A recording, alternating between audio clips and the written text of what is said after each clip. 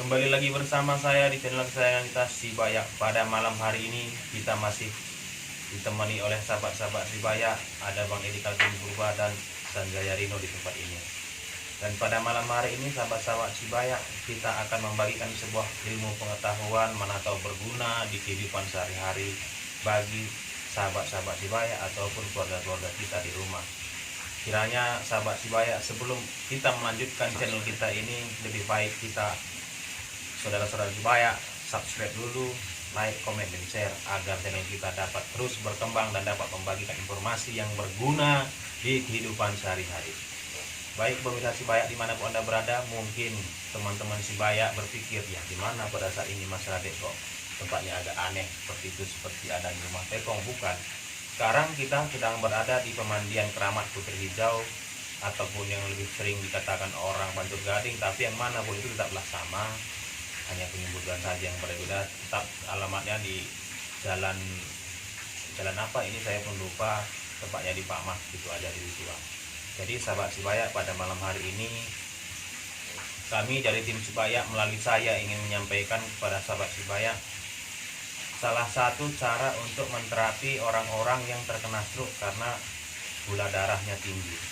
Jadi sahabat Sibaya, banyak sekarang ini yang kita temui orang-orang stroke, orang-orang yang lumpuh paruh badan, ataupun ada beberapa tempat yang lumpuh, dia mati total. Ada yang masih bergerak tapi tidak bisa bergerak sempurna, ada yang baru stroke sembuh dari rumah sakit tapi dia selalu lemas. Kita akan membagi dua cara untuk terapinya. Terapinya ini terapi mandi, karena kita tidak mungkin mengajarkan kepada teman-teman Sibaya terapi untuk cara menggosoknya, karena kita juga tidak ada bahan praktek yang harus kita peragakan kalau untuk digosok. Jadi yang pertama itu kita mandikan, apa kita bilangnya itu ya, kalau kita mandi uap ya, mandi uap. Jadi teman-teman berpikir bagaimana sih caranya mandi uap, kan seperti itu. Mandi uap, kalau di rumah kita tidak memiliki alat untuk mandi uap, kita harus menyediakan bahan-bahannya. Yang pertama itu pastinya dandang, kompor tempat untuk memasak air, merebus air di situ, kursi, dan selimut yang tebal. Selimut atau sarung ataupun apa namanya, spray. Jadi bagaimana caranya, kan seperti itu. Jadi pemirsa Sibaya, kita menyediakan air sekitar 4 liter. Kita masak, kita rebus menggunakan yang namanya asam potong. Kalau di Tanjung Morawa ataupun di Sumatera Utara namanya asam potong, mungkin di kampung Anda namanya asam gelugur. Tergantung Anda, tapi bahannya tetap sama. Seperti pemandian ini tadi, tetap juga pemandian Bantul Gading sama pemandian Putri Hijau ya sama juga tempatnya, kan seperti itu. Jadi apa yang harus kita lakukan setelah kita kumpulkan air 4-5 liter ini tadi, kita masukkanlah, kita rebus dengan asam potong tadi atau asam gelugur tadi. Ya, berapa banyak, kan seperti itu. 1 biji aja kita beli. Biasanya itu kalau di Sumatera Utara ini harganya hanya 500 perak itu bungkusnya, yang ketengan kita bilang. Jadi kita rebus itu kira-kira 4-5 liter, kita rebus sampai dia 3 liter, sampai menguap betul, sampai betul-betul masak betul, sampai betul-betul mendidih, menggelegak. Jadi setelah dia itu mendidih, setelah itu menggelegak, kita mendudukkan orang yang sedang stroke tadi, baik itu stroke separuh ataupun stroke ringan ataupun stroke berat, di sebuah porsi. Jadi air uapnya itu tadi, dandang itu tadi kita letakkan di bawah porsi, terus kita tutup orang itu tadi dengan itu tadi selimut, selendang, ataupun sarung-sarung, ataupun juga dengan apa kita bilang ya, spray. Kita tutup dia agar dia uap itu tidak bisa keluar kemana-mana gitu loh. Jadi kita agakkan juga, kita harus sering berkomunikasi kepada yang stroke tersebut. Kenapa? Takutnya nanti orang yang stroke itu tadi, ketika kita tutup, kita ungkap itu, dia mengalami sesak napas di dalam karena terlalu panas atau gimana gitu loh. Itu yang harus kita lakukan. Jadi kenapa terapi uap yang kita lakukan kan seperti itu. Jadi terapi uap itu untuk memacu apa ya, seolah-olah itu memacu agar peredaran darah kita itu lancar. Jadi setelah peredaran darah kita itu lancar, yang menyumbat di pembuluh darah itu dia gimana gitu ya, dia akan perlahan-lahan akan mengembalikan fungsi itu tadi, apa namanya, pembuluh darah kita itu tadi. Apabila pembuluh darah kita sudah kembali normal kembali, urat saraf kita normal kembali, sudah pasti yang namanya misalnya tangannya itu stroke separuh atau sebagian itu sudah pasti akan normal kembali gitu loh. Itulah yang harus kita lakukan selama ya minimal dia 1 minggu itu melakukan terapi 3 kali lah. Biasanya kalau sudah 3 kali, 3 4 kali gitu melakukan terapi tersebut, pasti akan ada perbaikan yang signifikan, perubahan-perubahan yang signifikan terhadap si pasien yang stroke tadi gitu loh. Jadi apa aja lagi tambahannya seperti itu? Saya rasa tidak ada. Itu aja dulu dikerjakan. Ya namanya kita seolah-olah kalau diungkep itu kan ditutup, diungkep ditutup itu kan berkeringat. Ibarat orang yang selesai berolahraga itu kan seger badannya gitu. Jadi kita berharap biasanya sih berhasil yang seperti itu. Jadi kalau teknik seperti itu kita rasa itulah salah satu teknik untuk terapis untuk orang yang terkena stroke gitu. Yang kedua, kita merebus air panas ya sama seperti kita bilang tadi 4 sampai 5 liter di dandang atau panci. Kita rebus sampai apa? Kita campur dengan air, setelah menggelegak kita campur dengan air hangat di dalam tong itu. Kenapa kita harus air hangat? Kenapa nggak air dingin? Karena nanti yang namanya yang bagus untuk air orang-orang stroke ini biasanya air yang hangat gitu. Jadi kalau kita campurlah nanti air panas dengan air dingin, takutnya suhu air itu sudah tidak standar lagi, misalnya terlalu dingin atau di bawah hangat gitu lah. Jadi lebih bagus kita mencampurnya dengan air hangat agar dia nanti kita campur dengan air panas, dia menjadi cuma hangat kuku aja, bisa langsung dimandikan. Jadi setelah kita campur dia di ember yang besar dengan air hangat tadi, kita sediakanlah jeruk nipis.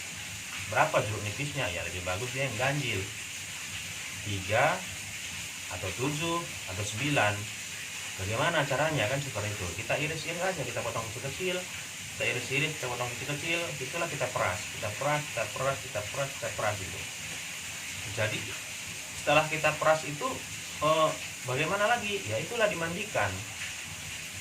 Sama dia seperti kita mandi air uap atau mandi air panas di pemandian objek wisata air panas gitu kan. Tetap setelah kita mandikan itu kita berkeringat, seolah-olah kita memandikan air soda seperti itu. Jadi tambahannya mungkin ya ditaruhlah sekitar 3 sendok garam untuk memperlancar peredaran darah seperti itu. Jadi sahabat-sahabat Sibaya dimanapun Anda berada, apapun ceritanya, namanya kita berobat ini tidak mungkinlah kita langsung begitu kita lakukan tindakan-tindakan seperti tadi langsung mendapatkan hasil. Tapi yakinlah, jangan menyerah kuncinya, jangan menyerah, minta petunjuk dari Yang Maha Kuasa yang menciptakan kita. Jangan lupa berdoa, dan terkhusus buat sahabat-sahabat Sibaya ataupun saudara-saudara Sibaya dimanapun Anda berada yang sedang mengalami stroke ataupun yang stroke sebagian, termasuk lemas atau stroke seluruhnya gitu. Kalau Anda masih bisa berpikir, berdoalah, meminta ampun kepada Allah Subhanahu wa taala ataupun Allah yang menciptakan kita sebagai manusia. Mungkin semasa kita masih sehat dulu kita melupakan orang-orang yang di dekat kita.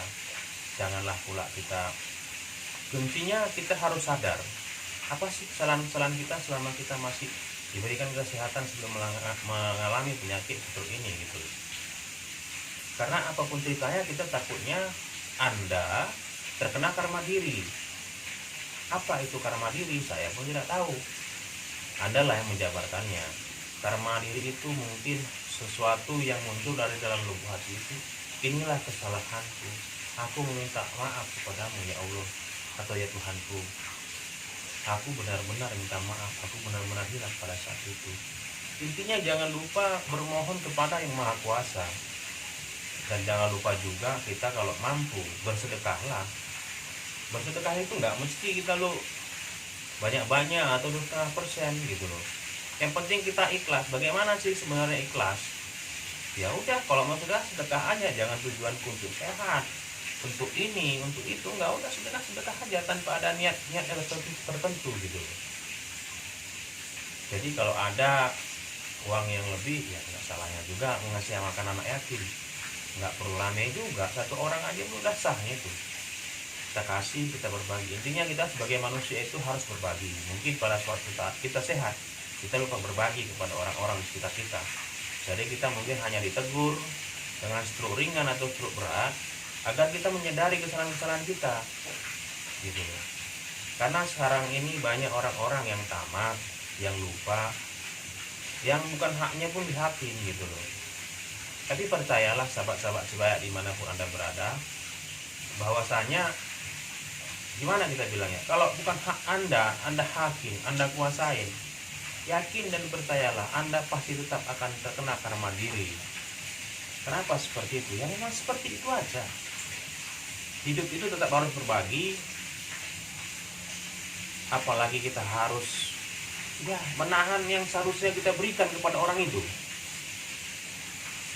Lumayan kita ya nanti yang terkena azab itu, sempat nanti anak kita, orang yang kita sayangi, atau cucu kita, bagaimana perasaan kita. Jadi sahabat-sahabat sebaya dimanapun Anda berada, belajarlah untuk merenung, berpikirlah karma diri. Apa itu karma diri? Memohon ampun, mohon perlindungan kepada Allah Subhanahu wa taala atau Allah yang menciptakan kita. Dan kami juga berdoa sebagai guru sebaya, khususnya saya Mas Radek, agar seluruh teman-teman sebaya diberikan kesehatan, dilimpahkan rezeki, dilindungi dimanapun Anda berada. Jadi pemirsa sebaya dimanapun Anda berada, bantu subscribe, like, dan komen, dan share. Jadi mungkin sahabat-sahabat sebaya banyak yang komen di komen-komen kita mengatakan para tidak normal ngomong suka-sukanya aja. Suka-suka kami juga, kami yang para tidak normal ini. Terserah Anda yang menilai. Yang penting kami hanya ingin berbagi pengetahuan yang sedikit ini. Semoga bermanfaat. Kalau Anda cuma bisa komen aja, lebih bagus Anda ke laut aja, gitu. Semakin Anda banyak mengkomen kami, semakin Anda banyak mencemooh orang lain, maka rezeki Anda kami yakin tidak akan ada lagi. Semua rezeki Anda itu akan pindah kepada kami. Amin. Sekian dan terima kasih. Salam dari saya Mas Radek. Maju.